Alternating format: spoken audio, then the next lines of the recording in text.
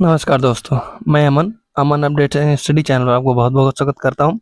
आज हम देखेंगे जो ग्रुप डी का पेपर हुआ 3 अगस्त के बारे में 3 अगस्त के, उसके संपूर्ण रिव्यू के बारे में, उससे जुड़े महत्वपूर्ण तथ्यों को और भी ऐड करके आपको बताएँगे। तो आप क्लास में वीडियो में आखिर तक बने रहें, आपको बहुत सारी जानकारी इस क्लास में मिलेगी। तो हमारा जो कल प्रश्न पूछे गए हैं, उनके बारे में देखते हैं। जो पहला प्रश्न हमारा पूछा गया था, आकाश का रंग नीला क्यों दिखाई देता है? जैसे कि हम सब जानते हैं, जो आकाश के प्रकीर्णन जो गुण होता है, इसके कारण ही हमें आकाश का रंग नीला दिखाई देता है।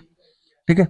और इसके बाद क्या है, स्वच्छ दोपहर का आसमान में नीला दिखता है, लेकिन सूर्योदय और सूर्यास्त के समय यह लाल दिखाई देता है। ऐसा क्यों होता है? क्योंकि जो लॉर्ड रेले जी थे, उन्होंने बताया था कि जिन प्रकाश की कम तरंगदैर्घ्य होती है और प्रकीर्णन अधिक होता है, इस वजह से ये घटना होती है। कौन सा? कि जो नीला दोपहर में दिखाई देता है, लेकिन शाम को सूर्यास्त के समय लाल दिखाई देता है। क्योंकि देखो, ऊपर दोपहर में सूर्य ऊपर चमकता रहेगा, जिसमें प्रकाश पीला मतलब नीला दिखाई देगा। इन्वायरमेंट में जो प्रकीर्णन यानी जो विबग्योर वाला होता है ना, हमारा विबग्योर, ऐसे विबग्योर ग्योर, ये हो गया ना। तो इसका जो मैं देखो बताता हूँ, इसका जो तरंग दैर्घ्य होती है, देखो टी समय डी तरंग दैर्घ्य, इसकी तरंग दैर्घ्य सबसे कम, और यहाँ पे तरंग दैर्घ्य इसकी सबसे अधिक, प्रकीर्णन इसकी मैक्सिमम और प्रकीर्णन इसकी मिनिमम। ऐसे याद करें। देखो, तरंग दैर्घ्य कम, प्रकीर्णन ज्यादा हो जाएगा, फैल ज्यादा जाएगा, इस वजह से नीला दिखाई देता है। वायलेट यानी बैगनी और नीला दोनों मिलाकर नीला दिखाई देता है। और देखो, शाम को होता है, शाम को रेड कलर की प्रकीर्णन फैलता कम है, पर उसका जो है प्रकीर्णन मतलब ये तरंग दैर्घ्य ज्यादा दूर तक दिखाई देता है, लेकिन फैलता कम है। इस वजह से शाम को नीला दिखाई देता है, वो शाम को लाल दिखाई देता है। ठीक है? इसी वजह से दोपहर में नीला क्यों क्यों दिखाई दिया? क्योंकि ये बैगनी वाले और नीले फैल रहा है, इस वजह से। और रात शाम को तरंग दैर्घ्य लाल की ज्यादा है, इस वजह से ज्यादा दूर तक जाए, इस वजह से लाल दिखाई देता है।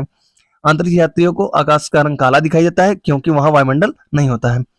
लेंस की आवर्धन क्षमता से क्वेश्चन एक आया था, जिसके लेंस की आवर्धन क्षमता की जो फार्मूला होता है, वी अपान यू इसका फार्मूला होता है।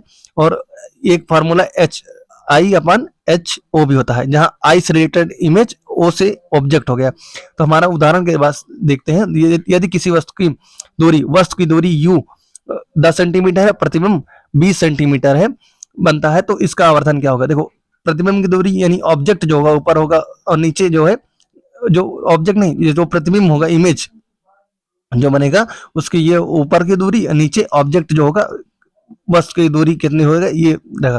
तो 20 सेंटीमीटर हमने देखा प्रतिबिंब की दूरी है, और वस्तु की दूरी 10 सेंटीमीटर है, तो 20/10 करेंगे तो वो भी माइनस में उसकी दूरी है, तो माइनस में 20 ऋणात्मक चिन्ह प्रतिबिंब बताता है कि प्रतिबिंब वास्तविक और उल्टा होगा। जो वास्तविक होंगे वो हमेशा ही उल्टे होंगे, वास्तविक प्रतिबिंब जितने होंगे उल्टे होंगे, और आभासी जितने प्रतिबिंब होंगे वो हमेशा ही सीधा होगा।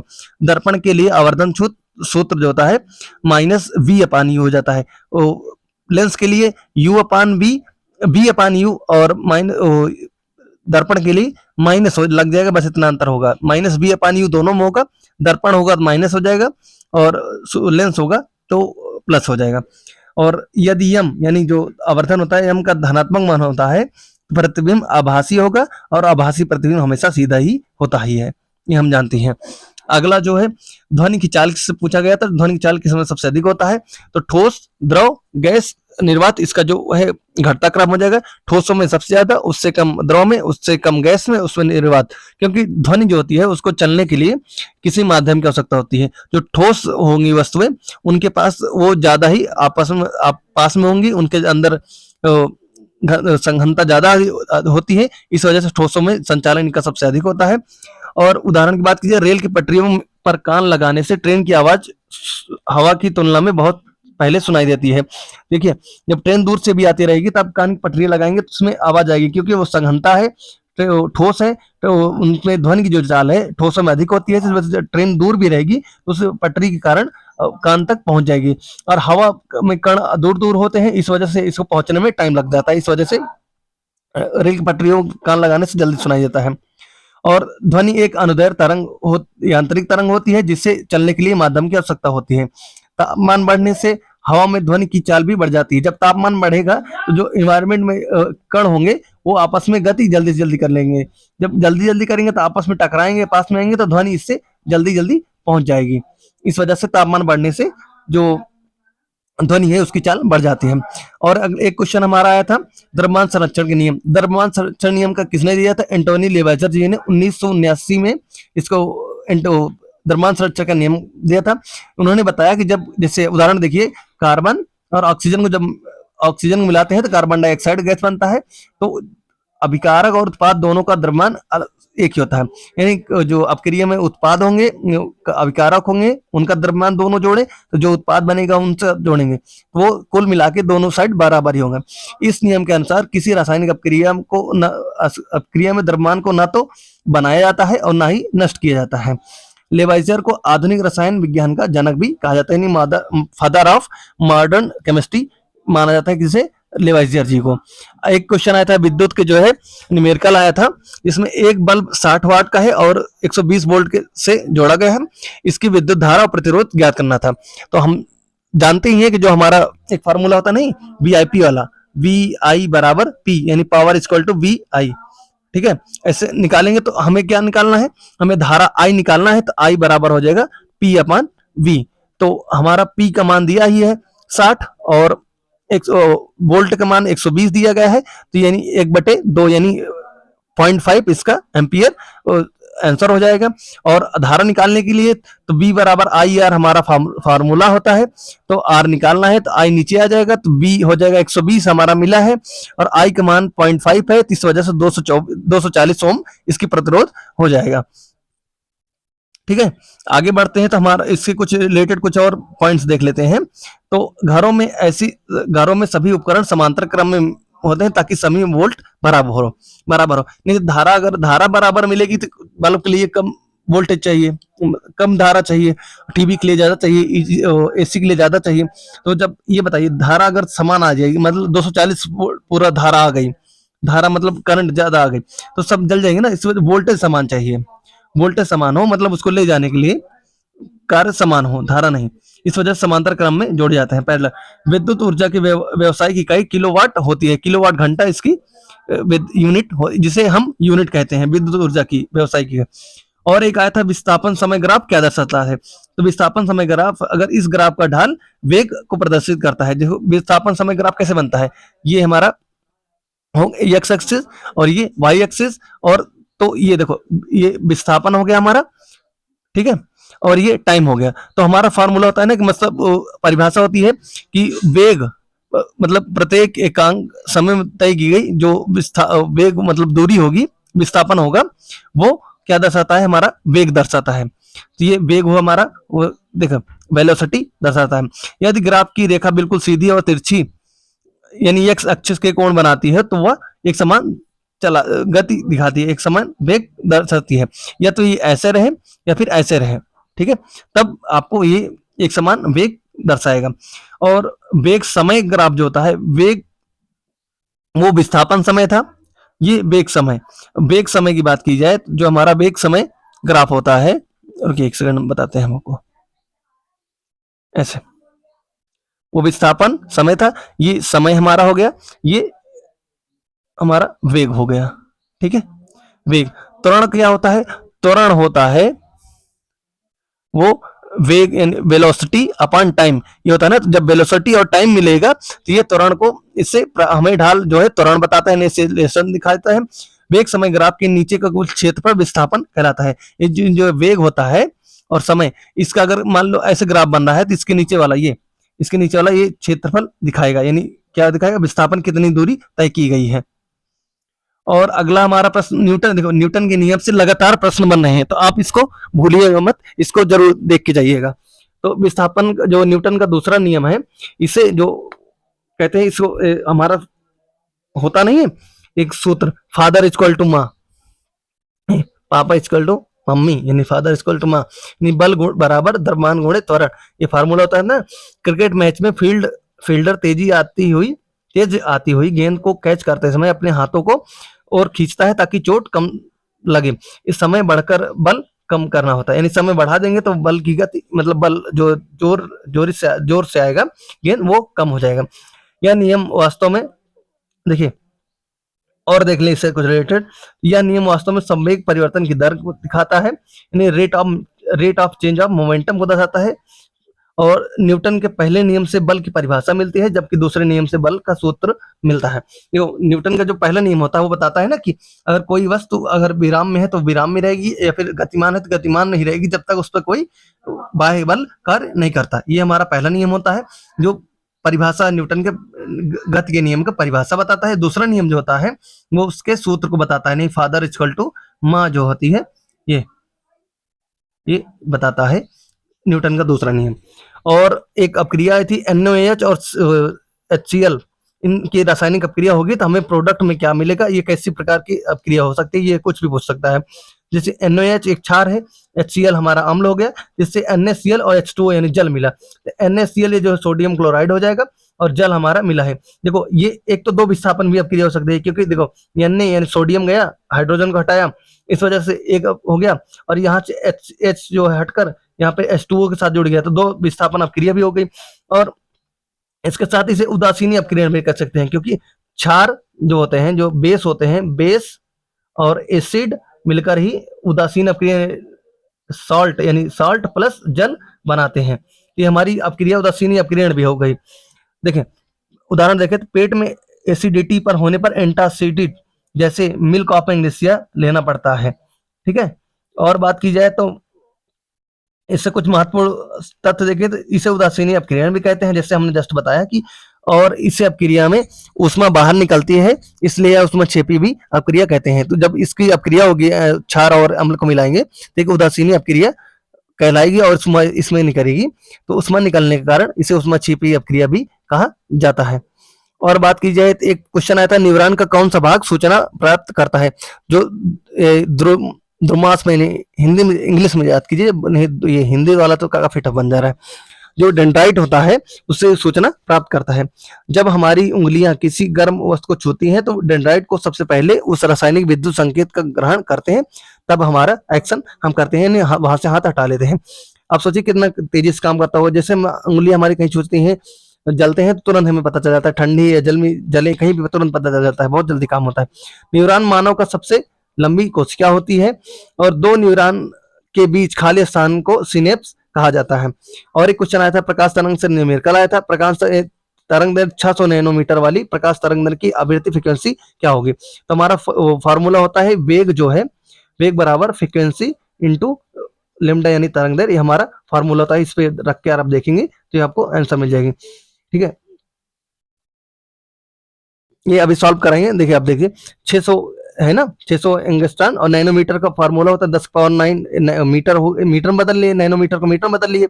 अब देखिए ये हमारा अब फ्रीक्वेंसी ज्ञात करनी थी, तो फ्रीक्वेंसी इक्वल टू हो जाएगा वेग अपान लेमडा। देखिए वेग हमारा प्रकाश चाल पता है 3 × 10⁸, और लेमडा यानी तरंग दैर्घ्य मान 600 × 10⁻⁹।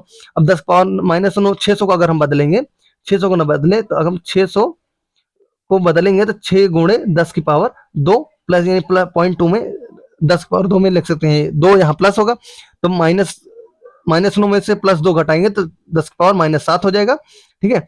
तो इसको काटेंगे तो ये 3 से 2 कट जाएगा, तो और सॉल्व करेंगे तो ऊपर जाएगा, तो 8 7 15 ये 10 यानी 0.5 10⁻15 हो जाएगा, और इसको लिखेंगे तो 5 × 10⁻14 हर्ट्ज इसकी कुल आंसर आ जाएगा।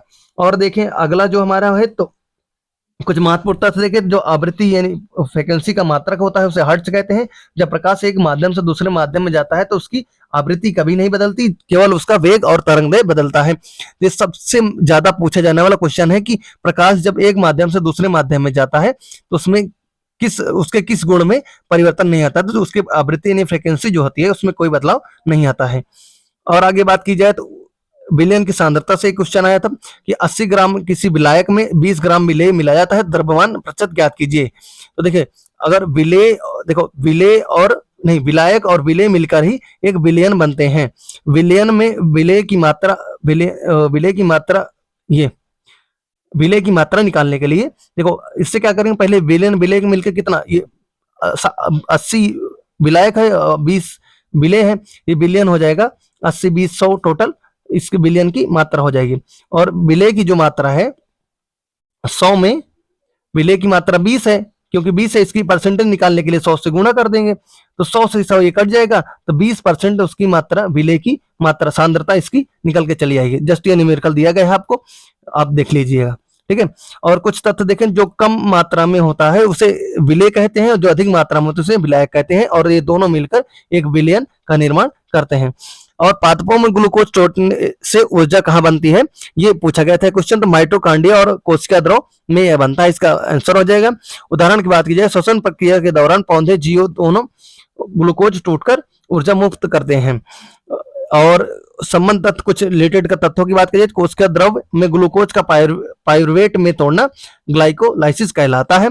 माइटोकांड्रिया के अंदर यह क्रिया क्रेब्स चक्र के माध्यम से पूरी होती है, इसलिए कोशिका का पावर हाउस कहते हैं माइटोकांड्रिया को। और जो ऊर्जा बनती है वो एटीपी के रूप में ऊर्जा संचित होती है। और हमारा अगला प्रश्न जो हमारा आया था एथेनॉल से आया था, कि एथेनॉल की विशेषता क्या होती है। विशेषता की बात की जाए तो यह पानी में पूरी तरह से घुलनशील है और एक बेहतरीन विलायक है, मतलब इसमें कुछ और इथेनॉल में मिलाया जाए तो बहुत बेहतरीन तरीका से अपने आप को खुद कोई भी चीज को अपने आप में मिला बहुत अच्छे से लेता है। और इसके उदाहरण बात करें, cough syrup, tincture iodine, tonic बनाने में इसका प्रचुर मात्रा में उपयोग किया जाता है। और शुद्ध एथेनॉल को एब्सोल्यूट अल्कोहल कहा जाता है, जो शुद्ध होगा उसको एब्सोल्यूट यानी पूरी तरह से कहते हैं ना, बहुत एब्सोल्यूट चीज है, मतलब एकदम पूरी तरह से अच्छा चीज है। तो इसी तरह एब्सोल्यूट अल्कोहल, शुद्ध एथेनॉल होगा तो एब्सोल्यूट अल्कोहल कहा जाएगा। जब इसमें जहरीला मेथनॉल मिला दिया जाता है तो इससे विकृत अल्कोहल कहा जाता है, ताकि इसका दुरुपयोग न हो सके।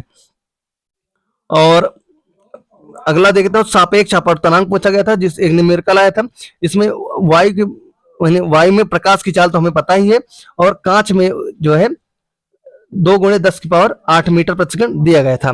तो इसमें अपवर्तनांक पूछा गया था। अपवर्तनांक का फार्मूला हम सभी जानते हैं कि जो n बराबर C/V होता है, जहां C प्रकाश की चाल होती है, V जो है उस माध्यम में प्रकाश की चाल हो जाएगी, ठीक, कोई भी माध्यम उससे नहीं पता है, ठीक है। C तो हमें 3 × 10⁸ ये उसमें होता ही है, और उसमें जो माध्यम में दिया है 2 × 10⁸ इसमें दिया गया है, ठीक है। तो ये इससे कट जाएगा, और इससे काटेंगे तो 2 से काटेंगे 3 को, तो 1.5 इसका अपवर्तनांक निकल के चला आएगा। जस्ट आपको दिया भी गया है, आप पढ़ लीजिएगा, बाकी हम मैंने समझा ही दिया है। संबंध, कुछ महत्वपूर्ण तथ्यों की बात कीजिए। अपवर्तनांक का कोई मात्रक नहीं होता, क्योंकि देखो सारी यूनिट कट ही जा रहे हैं, तो इसका कोई मात्रक नहीं होता है, क्योंकि यह दोनों दो समान गतियों का अनुपात होता है। हीरो का अपवर्तनांक सबसे अधिक यानी 2.42 इसका होता है, जिसके कारण ये बहुत चमकता है। यानी कि जो हीरे के चमक के कारण पूछेंगे तो जो अधिक अपवर्तनांक होगा इसका भी कारण हो सकता है। और बात की जाए तो प्राथमिक उपभोक्ता के बारे में क्वेश्चन पूछा गया, तो प्राथमिक उपभोक्ता के उदाहरण पूछे थे। जो शाकाहारी जीव होते हैं वो प्राथमिक उपभोक्ता होते हैं।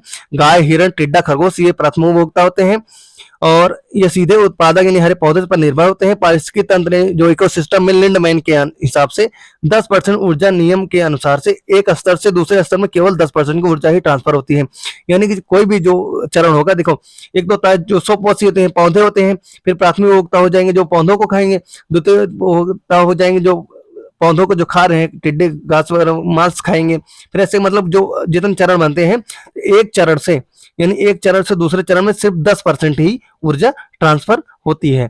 मानी यानी कि कोई अब जैसे टिड्डा है, टिड्डे को मेंढक खा रहा है, तो जो टिड्डे में पूरी एनर्जी होगी उसका 10% ही उस मेंढक को मिलता है। और बात की जाए कोशिका झिल्ली का लचीलापन किन कारणों का होता है, जो इसका मुख्य रूप से लिपिड और प्रोटीन बनी है, इस वजह से ही ये इसमें लचीलापन आता है। उदाहरण की बात कीजिए, अमीबा लचीलेपन के कारण ही अपना भोजन ग्रहण कर पाता है, जिससे यह एंडोसाइटिस कहते हैं। जिस ये जो ग्रहण करता है, ये जो लचीलापन आ रहा है, इसे एंडोसाइटिस कहते हैं। और कुछ महत्वपूर्ण तत्वों की बात कीजिए, कोशिका झिल्ली अर्धपारगम्य होती है यानी सेमी परमेबल होते हैं, यानी यह केवल चुनिंदा पदार्थों को ही अंदर आने जाने देती है। यानी कि जो से क्या बोलते हैं कोशिका झिल्ली है, इसको एक बॉडीगार्ड की तरह समझिए कि बॉडीगार्ड देखेगा किसके पास कार्ड है, यानी कौन अंदर जाने योग्य है उसको आने देता है, बाकी सबको बाहर कर देता है। और इसके मॉडल को फ्लूइड मोज़ेक मॉडल भी कहा जाता है, मोज़ेक मॉडल भी कहा जाता है, जिसे सिंगर और निकोलसन ने दिया था। इस मॉडल को किसने दिया था? सिंगर और निकोलसन जी ने इस मॉडल को दिया था। और बात की जाए जो महत्वपूर्ण करंट अफेयर और भी जो इंपॉर्टेंट प्रश्न पूछे गए हैं उनके बारे में बात करें तो हाल ही जनवरी 2026 में किस आईआईटी द्वारा 3.1 पेप्टा फ्लॉप्स क्षमता वाला परम शक्ति कंप्यूटर लॉन्च किया गया था। तो आईआईटी मद्रास द्वारा इसे लॉन्च किया गया था। आईआईटी मद्रास ने जनवरी 2026 में 3.1 पेप्टा पेटा फ्लॉप्स क्षमता वाला परम शक्ति सुपर कंप्यूटर लॉन्च किया। इसका उपयोग एरोस्पेस इंजीनियरिंग, जलवायु मॉडलिंग, कृत्रिम बुद्धिमत्ता, एआई, ड्रग डिस्कवरी और वैज्ञानिक अनुसंधान को गति के लिए किया गया था।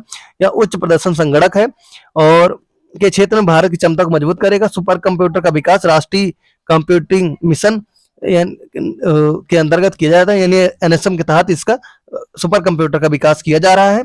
और बात की जाए इस मिशन का संयुक्त संचालन मेट और डीएसटी द्वारा किया जाता है, जबकि सी डैश और आईआईएससी बेंगलुरु इसके प्रमुख क्रियान्वयन संस्थान हो जाएंगे। परीक्षा से जुड़े कुछ महत्वपूर्ण तथ्यों की बात की जाए, जो परम श्रृंखला के सुपर कंप्यूटर का विकास सी डैश द्वारा किया जाता है और एनएसएम की शुरुआत 2015 में की गई थी। जो नेशनल सुपर कंप्यूटिंग मिशन है इसकी शुरुआत 2015 में की गई थी।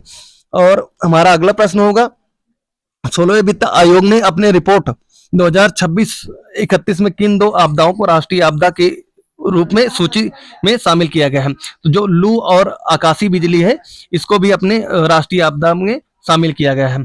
इसके बारे में कुछ विश्लेषण देखते हैं। जो 16वें वित्त आयोग ने लू और आकाशीय बिजली से बढ़ती मृत्यु दर को देखते हुए इन्हें राष्ट्रीय आपदा की सूची में शामिल करने के लिए सिफारिश की है। हाल ही में वर्ष में भारत में इन दोनों कारणों से बड़ी संख्या में जनहानि हुई है। इससे प्रभावित राज्यों की बात की जाए तो अधिक सहायता मिलने के मार्ग प्रशस्त होगा और जलवायु परिवर्तन के कारण हीट वेव घटनाएं लगातार बढ़ रही हैं। और 16वें वित्त के आयोग के जो अध्यक्ष होंगे वो अरविंद पनगड़िया जी होंगे। इसका कार्यकाल 2026-31 के लिए सिफारिश देना होगा जो वित्त आयोग होगा। और बात कीजिए अगला प्रश्न, तो अप्रैल 2026 में मैड्रिड में आयोजित लॉरियस वर्ल्ड स्पोर्ट्स अवार्ड में वर्ष का सर्वश्रेष्ठ महिला खिलाड़ी किसे चुना गया है? जो आर्याना सबेलंका जी हैं इनको सर्वश्रेष्ठ महिला खिलाड़ी चुना गया है। तो देखिए जो मैड्रिड वाला ये लॉरियस वर्ल्ड स्पोर्ट्स अवार्ड है इसको जो 2025-26 वाला जो इसको पहले ग्रुप डी का एग्जाम हुआ है 32,000 वाली वैकेंसी आई थी उसमें एक सिंगल ऐसा शिफ्ट नहीं था जिससे इसे प्रश्न पूछा गया। सारे शिफ्टों में पूछा गया, सभी शिफ्टों में। तो आप इसको देख के जरूर जाइएगा, बहुत इंपॉर्टेंट है और इस बार शायद वो पैटर्न चलता ही रहे। आर्याना सबेलेंका बेलारूस के विश्व प्रसिद्ध टेनिस खिलाड़ी हैं। उन्हें वर्ष 2026 का Laureus world sports women of the year चुना गया है। लॉरियस पुरस्कार को खेल जगत का स्पोर्ट ऑस्कर भी कहा जाता है, ऑस्कर अवार्ड स्पोर्ट ऑस्कर माना जाता है लॉरियस को। यह पुरस्कार प्रत्येक वर्ष उत्कृष्ट खिलाड़ियों एवं टीमों को प्रदान किया जाता है। कुछ महत्वपूर्ण विजेताओं के बारे में देख ले तो जो पुरुषों के बारे में देखें जो sports person of the year चुना गया है कार्लोस अलकराज को। वुमेन वाला हम देखने Aryna Sabalenka. Team of the year Paris Saint Germain. Breakthrough of the year Lando Norris. Comeback of the year Rory McIlroy. Lifetime achievement की बात की जाए तो नादिया कोमानेची को लाइफ टाइम अचीवमेंट वाला इसे पुरस्कार दिया गया है। 5 मार्च 2026 को पश्चिम बंगाल के किस राज्यपाल ने अपने पद से इस्तीफा दिया? डॉक्टर सीवी आनंद बोस जी ने अपने पद से इस्तीफा दिया है। और इनके बारे में बात की जाए तो डॉक्टर सीवी आनंद बोस ने मार्च 2026 में अपने पद से इस्तीफा दिया। वे पश्चिम बंगाल के राज्यपाल के रूप में कार्यरत है। राज्यपाल की नियुक्ति भारत के राष्ट्रपति द्वारा की जाती है। राज्यपाल राज्य का संवैधानिक प्रमुख होता है। और कुछ महत्वपूर्ण अनुच्छेद देखें तो 153 प्रत्येक राज्य में एक राज्यपाल होगा ये लिखा गया है। राज्यपाल की नियुक्ति राष्ट्रपति द्वारा की जाएगी, अनुच्छेद 155 में ये दिया गया है। और बात करें तो अप्रैल एवं जुलाई 2026 में मणिपुर के किस जिले में प्रमुख भूकंपीय झटके दर्ज किए गए हैं? जो कामजोंग है इस जिले में भूकंप के झटके देखे गए हैं। और बात की जाए तो कामजोंग जिले मणिपुर के भूकंप संवेदनशील क्षेत्रों में से एक है। अप्रैल जुलाई 2026 में यहाँ भूकंपीय झटके दर्ज किए गए। यह क्षेत्र में भूकंपीय क्षेत्र 5 में के अंतर्गत आता है, यानी भूकंप के कुछ क्षेत्र देखे हैं, लगभग 4 जोनों में रखा गया है, 2, 3, 4, 5 रखा गया है। इस वजह से 5वें क्षेत्र में यह जिला आता है जहां भूकंप का जोखिम अधिक रहता है। राष्ट्रीय भूकंप विज्ञान केंद्र एनसीएस लगातार ऐसे क्षेत्रों को निगरानी करता है। और बात की जाए तो भूकंप में भारत में भूकंप का रिकॉर्ड और निगरानी नेशनल सेंटर ऑफ सिस्मोलॉजी यानी एनसीएस द्वारा की जाती है। भारत को भूकंपीय दृष्टि से 4 प्रमुख जोनों में बांटा गया है, 2, 3, 4 और 5 में विभाजित किया गया है। अगला क्वेश्चन हमारा होगा, बाबा साहेब डॉक्टर भीमराव अम्बेडकर की जयंती की 135वीं जयंती कब मनाई गई? 14 अप्रैल 2026 को मनाई गई है। इनके बारे में और देखते हैं बातें तो इस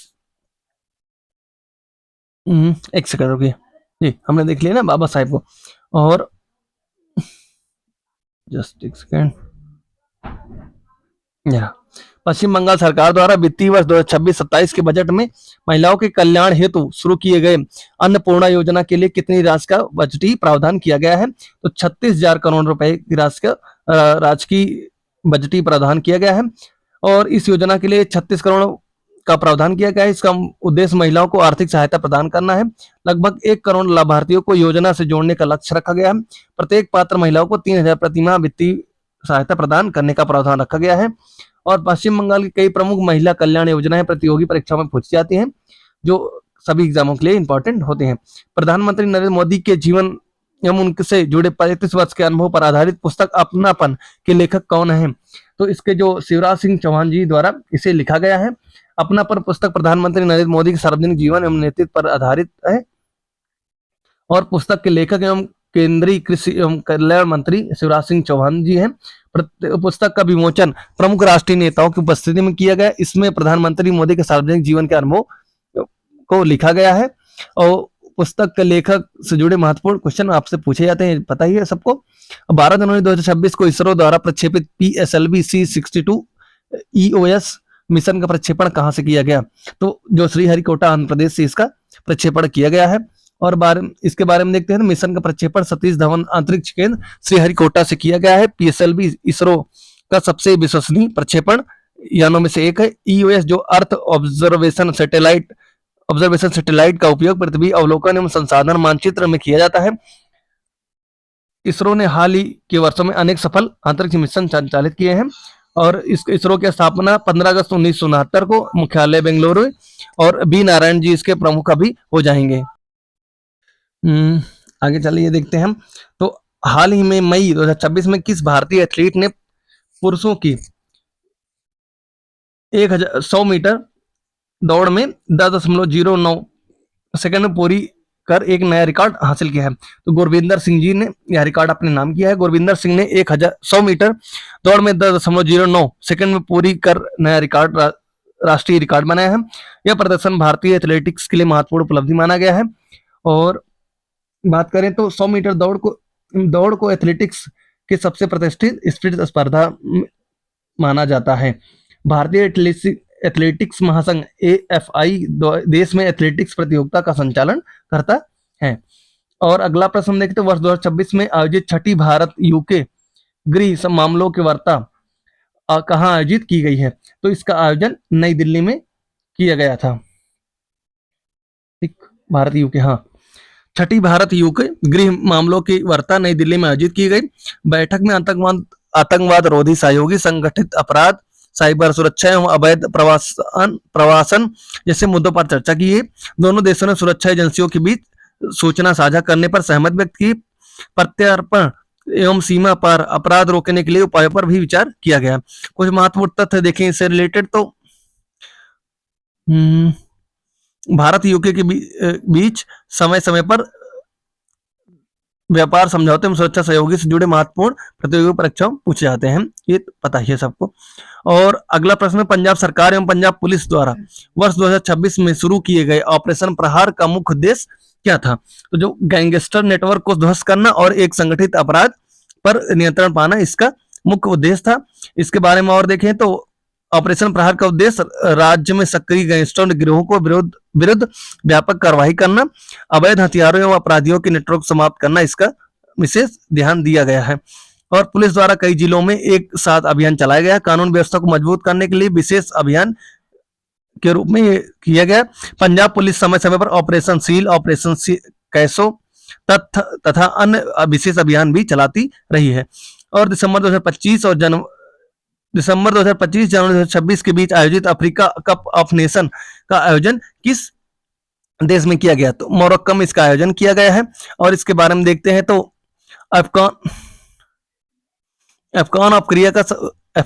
अफ्रीका का सबसे प्रतिष्ठित फुटबॉल टूर्नामेंट है। इसका आयोजन कॉन्फेडरेशन ऑफ अफ्रीकन फुटबॉल यानी कैफ द्वारा किया जाता है। इसमें अफ्रीका के सर्वश्रेष्ठ राष्ट्रीय फुटबॉल दल भाग लेते हैं। यह प्रतियोगिता प्रत्येक 2 वर्ष में आयोजित हो जाती है। कैफ का मुख्यालय काहिरा मिस्र में। अफकॉन को अफ्रीका का सबसे बड़ा फुटबॉल टूर्नामेंट माना जाता है। अगला जो हमारा प्रश्न होगा, आदिवासी खिलाड़ियों के लिए आयोजित भारत के पहले खेलो इंडिया ट्राइबल्स गेम पहला है, इसलिए बहुत इंपॉर्टेंट बन गया। ये क्वेश्चन भी आया है कि मेजबानी किस राज्य ने की, तो छत्तीसगढ़ राज्य ने इसकी मेजबानी की। इस पे कर्नाटक राज्य टॉप पर है। और आगे देखते हैं इसके महत्वपूर्ण तथ्य लिखे हैं। खेलो इंडिया ट्राइबल्स गेम 2026 की मेजबानी छत्तीसगढ़ ने की। प्रतियोगिताओं का आयोजन रायपुर, जगदलपुर, सरगुजा सहित प्रमुख स्थानों पर किया गया है। इसका उद्देश्य आदिवासी खिलाड़ियों को राष्ट्रीय मंच प्रदान करना। प्रतियोगिता के पहले संस्करण में कर्नाटक सर्वाधिक 38 मेडल के साथ 38 पदक जीतकर शीर्ष पर बना रहा। खेलो इंडिया कार्यक्रम की शुरुआत 2008 से की गई थी। इसका उद्देश्य खेल संस्कृति को बढ़ावा देना होगा। और आगे देखिए तो जून 2026 में केंद्रीय स्वास्थ्य मंत्री जेपी नड्डा की अध्यक्षता में केंद्रीय एवं स्वास्थ्य परिवार कल्याण परिषद का कौन सा सम्मेलन आयोजित किया गया, तो जो 16वां संस्करण इसका था। और बात की जाए इसके बारे में तो सम्मेलन में स्वस्थ भारत विकसित भारत 2047 की आधारशिला विषय पर विशेष बल दिया गया। राज्यों के स्वास्थ्य मंत्रियों के साथ स्वास्थ्य सेवाओं की समीक्षा की गई। मातृ एवं शिशु स्वास्थ्य, डिजिटल हेल्थ और प्राथमिक स्वास्थ्य सेवाओं पर भी चर्चा हुई है। और कुछ महत्वपूर्ण तथ्य देखें तो स्वास्थ्य एवं परिवार कल्याण मंत्रालय भारत में राष्ट्रीय स्वास्थ्य कार्यक्रमों का संचालन करता है। आयुष्मान भारत, पीएमजे और आयुष्मान आरोग्य मंदिर हल के प्रमुख स्वास्थ्य कार्यक्रम भी शामिल है। और हाल ही में भारत सरकार द्वारा शुरू किए गए राष्ट्रीय सुपर कंप्यूटिंग मिशन का प्रमुख उद्देश्य क्या है, तो भारत में उच्च प्रदर्शन संगणक इसका प्रमुख को बढ़ावा देना इसका प्रमुख उद्देश्य हो जाएगा। और इसके बारे में बात की जाए तो एनएसएम का उद्देश्य भारत में विश्व स्तरीय सुपर कंप्यूटिंग सुविधा विकसित करना।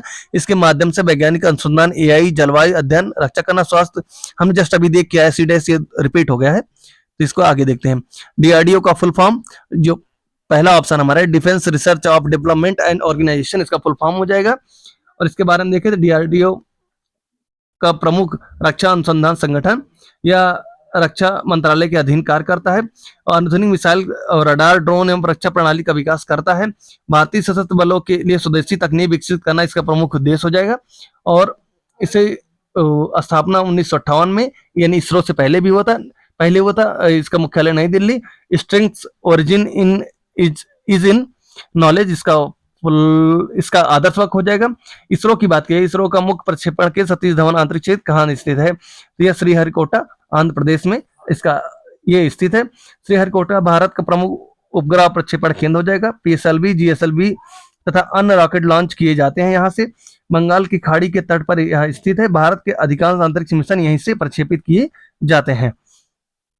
और इसरो की बात की जाए, इसका मुख्यालय बेंगलुरु, स्थापना 15 अगस्त 1969 और संस्थापक इसके डॉक्टर विक्रम साराभाई जी हो जाएंगे। निम्नलिखित में से कौन सा मिशन इसरो का सूर्य अध्ययन करता है, तो जो आदित्य L1 है वो सूर्य के अध्ययन के लिए भेजा गया है। आदित्य L1 भारत का पहला सूर्य अध्ययन मिशन है। इसका उद्देश्य सूर्य के कोरोना और सौर पवन और सौर गतिविधियों का अध्ययन करना होगा। और बात की जाए तो यह L1 के आसपास स्थापित किया गया है, जो सूर्य के पास कुछ सूर्य के बाहरी आवरण में कुछ पॉइंट के नाम दिए गए हैं, जहां पे जैसे L1 पॉइंट एक है जहां पे भारत का स्पेस पहुंचा है, तो इस वजह से इसके आदित्य L1 इसका नाम रखा गया है। इस मिशन में अंतरिक्ष मौसम को समझने की सहायता मिलेगी। इसरो के कुछ महत्वपूर्ण मिशन की बात की जाए, चंद्रयान 3, L1, आदित्य L1, गगनयान, स्पाइडेक्स, निसार और NGLV इसके प्रमुख कुछ मिशन हो जाएंगे। और देखिए अगला प्रश्न, हाल ही भारत सरकार द्वारा विकसित परम शक्ति सुपर कंप्यूटर का निर्माण किस राष्ट्रीय योजना के अंतर्गत हो रहा है, तो जो राष्ट्रीय सुपर कंप्यूटिंग मिशन है इसके तहत इसकी परम शक्ति सुपर कंप्यूटर का निर्माण की जा रही है। ये हमने देख लिया है, दोबारा आ गया है क्वेश्चन। और ये लॉरियस वर्ल्ड स्पोर्ट्स अवार्ड 2026 में टीम ऑफ द, इसके पहले हम देखे तो वुमेन्स ऑफ द ईयर ना, इस बार टीम ऑफ द ईयर किसे चुना गया है। हमने आपको बताया कि हर शिफ्ट में क्वेश्चन आ रहे थे, 2-3 शिफ्टों में मिलाकर क्वेश्चन है लगभग आपके। तो पेरिस सेंट जर्मन जो थी इसको ही ये पुरस्कार मिला है। अच्छे से लगा देता हूं, पेरिस सेंट जर्मन। और इसके बाद के लारिस पुरस्कार खेल जगत के स्पोर्ट ऑस्कर हमने सब देख ही लिया। और sports person of the year Carlos Alcaraz, women's of the year Aryna Sabalenka को मिला है। और अगला ट्राइबल्स गेम वाला हमने देख लिया, क्योंकि देखो छत्तीसगढ़ उसमें था और कर्नाटक इस पर टॉप पर रहा। हमने देख लिया मेजबान ये देश छत्तीसगढ़, रायपुर, जगदलपुर, सरगुजा में इसका खेला गया है। देखो जो इंपॉर्टेंट है वो मैं बताते चल रहा हूँ, और आप जुड़े रहते हैं तो निश्चित रूप से आप ये समझ लीजिए 7 जुलाई से हम पढ़ाना शुरू किए हैं, मेरी क्लासेस पढ़ रहे हैं। पर मैंने 7 जुलाई से जो उसमें पढ़ा रहे थे, डेली वाला पढ़ा ही रहे थे, पर उससे जो पुराने थे उनको जब कोई जैसे किसी राज्य का यूपी या फिर एमपी या महाराष्ट्र का आ रहा था, उससे जुड़े कुछ 8 से 10 करंट अफेयर पढ़ा रहे थे। उन सब से मैंने मिला के देखा, लगभग 20-20 क्वेश्चन, मान लो 3 शिफ्ट में 60 क्वेश्चन कुल आए हैं, तो 40 से 42 क्वेश्चन मैं निश्चित रूप से कह सकता हूँ, अगर कोई देख सकता है मेरी पीडीएफ देख लें, 40 से 42 क्वेश्चन उसको जो है उससे मिले, मेरी क्लास से मिलेंगे। सिर्फ मुश्किल से अभी 1 महीने नहीं हुए मुझे पढ़ाते हुए, तो कितना इंपॉर्टेंट होगा आप समझ सकते हैं। अगर आप बनते हैं अगले और कुछ एग्जामों के लिए तो आपके लिए बहुत ही लाभकारी साबित होगा। तो मेरे चैनल को सब्सक्राइब करें, लोगों के साथ शेयर करें, ये मेरे लिए अच्छे से मोटिवेशन होगा और मैं और अच्छा भी करने की कोशिश करूंगा। और ऑपरेशन प्रहार वाला हमने देखा ही कि पंजाब सरकार द्वारा इसे शुरू किया गया है, दोबारा हो गया है। और हाँ, अगला क्वेश्चन, मई 2026 में डीआरडीओ द्वारा बड़े पैमाने पर उत्पादन के लिए स्वीकृत ULPGM-V3 क्या है? तो यह एक ड्रोन से प्रक्षेपित सटीक प्रहार मिसाइल होगा। ULPGM-V3 का विकास जो है डीआरडीओ द्वारा किया गया है। यह हल्के यूएवी ड्रोन से दागी जा सकती है, दुश्मन के बंकर, वाहन, सामरिक ठिकानों पर सटीक प्रहार करने की इसकी क्षमता होगी। सफल परीक्षण के बाद इसके बड़े पैमाने पर उत्पादन की मंजूरी मिल गई है। डीआरडीओ के प्रमुख मिसाइलें देखें तो अग्नि, पृथ्वी, आकाश, नाग अस्त्र और ULPGM इसके प्रमुख मिसाइलें हो जाएंगी, डीआरडीओ द्वारा बनाई गई। और भारतीय अर्थव्यवस्था में सकल मूल वर्धित निम्नलिखित किस क्षेत्र का योगदान सबसे अधिक रहा है, ये भी पूछा गया है। तो तृतीय क्षेत्र का इसमें सबसे अधिक योगदान है। आर्थिक सर्वेक्षण 2025-26 के अनुसार भारत के सकल मूल वर्धित में सेवा क्षेत्र का सबसे बड़ा योगदान रहा है, लगभग 55 से 56% इसका योगदान रहा। सेवा क्षेत्र में बैंकिंग, पर्यटन, परिवहन, सूचना प्रौद्योगिकी, शिक्षा, स्वास्थ्य ये सभी शामिल है। भारत की अर्थव्यवस्था में रोजगार और आय सृजन में सेवा क्षेत्र का महत्वपूर्ण भूमिका निभाता है। हाल ही वर्षों में डिजिटल अर्थव्यवस्था और आईटी सेवाओं के विस्तार से इस क्षेत्र का योगदान यानी तृतीय क्षेत्र का योगदान और भी ज्यादा बढ़ गया है। प्राथमिक क्षेत्र में कृषि, पशुपालन, मत्स्य पालन, ये जो सब नेचर से जुड़े होते हैं वो हो जाते हैं। और द्वितीय क्षेत्र में निर्माण, फैक्ट्रियां जो ये लगती हैं वो विनिर्माण ये हो जाता है। तृतीय क्षेत्र में जो सेवाएं होती हैं, पढ़ाई लिखाई से तो ये सब दुकान वगैरह ये सब हो गई, होटल्स वगैरह। भारत की जीडीपी एवं जीबीए में सर्वाधिक योगदान सेवा क्षेत्र का ही यानी तृतीय क्षेत्र का होता है। और एक क्वेश्चन आया था पौधों में अंतर्वेशी विभेद्योतक, ये 27 मत देखिए, ये तो बाद में का हो गया है, 27 नहीं, कम से कम हमारे 45 से 50 क्वेश्चन हो चुके हैं। और पौधों में अंतर्वेशी विभेद्योतक जो इंटरकैलरी मेरिस्टेम होता है, मुख्य रूप से कहाँ पाया जाता है? ये पत्तियों के आधार एवं अथवा पर्श्वसंधि जो नोड पर पाया जाता है। तो अंतर्वेशी विभेद्योतक जो इंटरकैलरी मेरिस्टेम मुख्यतः घास एवं एकबीजीय पत्रों में पाया जाता है। इसके बाद में यह पत्तियों के आधार पर पर्व संधियों या नोट्स पर स्थित होता है। इसका मुख्य कार्य पौधों की लंबाई बढ़ाना तथा कटाई या चराई के बाद पुनः वृद्धि करना इसका मुख्य कार्य हो जाता है। गन्ना, बांस, घास इसके प्रमुख उदाहरण हो जाएंगे। परीक्षा तत्वों की कुछ महत्वपूर्ण देखें तो जो शीर्ष विभेद्योतक जो अपिकल मेरिस्टेम होता है लंबाई में वृद्धि कराता है। जो इंटरकैलरी मेरिस्टेम होता है पत्तियों के आधार पर परसंधि पर होता है। और पार्श्व विभेद्योतक जो लेटरल मेरिस्टेम होता है मोटाई यानी द्वितीयक वृद्धि यानी मोटाई को बढ़ाता है। तो इस तरह से हमारी ये क्लास यहाँ तक रही। आपको क्लास कैसी लगी? पसंद आए तो चैनल को सब्सक्राइब करें, लोगों के साथ शेयर करें और जो भी कमेंट में हो आप बताइए। देखो मेरा चैनल आप देख लेंगे, जाएंगे तो मेरे प्रोफाइल में जाएंगे तो उसमें टेलीग्राम का, व्हाट्सएप का भी सबके चैनल है। आप मेरे चैनल को सब्सक्राइब करें और चैनल को विजिट करें। और टेलीग्राम पर आप जो भी हो महत्वपूर्ण, अगर आप पेपर दे के आते हैं तो आप मुझे मेरे साथ शेयर करें, मैं ताकि अच्छे से रिव्यू कर सकूं, आने वाले शिफ्टों के लिए और भी आसानी हो जाए और उससे जुड़े जो भी तत्व हो मैं आपको बताऊंगा जरूर। तो और अपना नाम जरूर मेंशन कर दें जो भी कमेंट करे, जो भी क्वेश्चन बताएं। धन्यवाद, मिलते हैं अगले वीडियो में। इसी तरह और भी रिव्यू के लिए जुड़े रहें और मैं लगातार आगे जो शॉर्ट वीडियो तहत मतलब 2-4-5 मिनट के हिसाब से मैं एक टॉपिक्स वाइज आपको सबको सारी पीडीएफ साइंस से रिलेटेड देता रहूंगा। धन्यवाद।